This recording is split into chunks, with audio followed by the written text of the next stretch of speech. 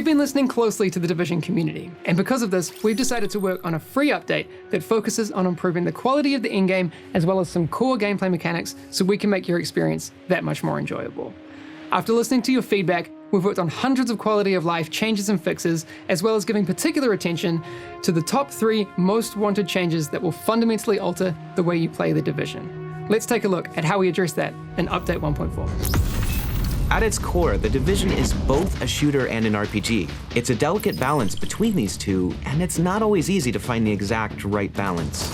I think we did a decent job of striking this balance in the 1 to 30 experience, but we noticed that the endgame's combination of these two elements just wasn't right. Something that we knew our community was also strongly feeling. We wanted to restore the shooter aspect of the game in the endgame, making it more satisfying and enjoyable to play, even at the highest difficulties. We've reduced the time to kill and the lethality of the NPCs to provide the feeling of being powerful, which is something we know players expect in the endgame.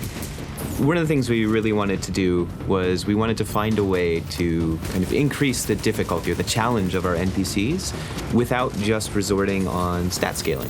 Got increased health, increased damage. So what we wanted to do instead was look at their behaviors. What kind of things could they do to present a bigger challenge to the player in terms of their flanking, their relationship to cover, their movement speed, which will help result in a more fun and fast-paced shooter. There was a huge difference before and after the level 30. We've introduced 4 world tiers. You can now select your world tier and mission difficulty for a more customized endgame progression. A higher world tier will increase the level of enemies, but also the quality of the reward, which will help you access the next tier. While a higher mission difficulty will change the type of enemies you fight and grant you more rewards. This is a great feature for everyone. You can choose to play solo or in a group and progress through the endgame at your own pace. For me as a player in 1.3, I can't really play everything solo. I can't get the best gear, but that's something we changed for 1.4. In 1.4, max level players will feel powerful once again, and they will really feel the impact of their new gear and gear sets and weapons. So we've rebalanced all the skills, weapons, gear, and gear sets so players can find more variety when building their character.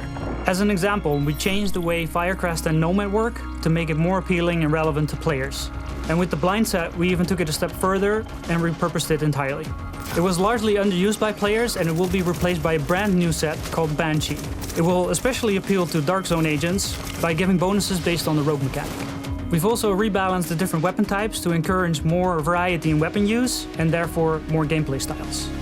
When it comes to loot and rewards, you'll be able to get everything from anywhere, so you can find useful items for your build no matter how you prefer to play.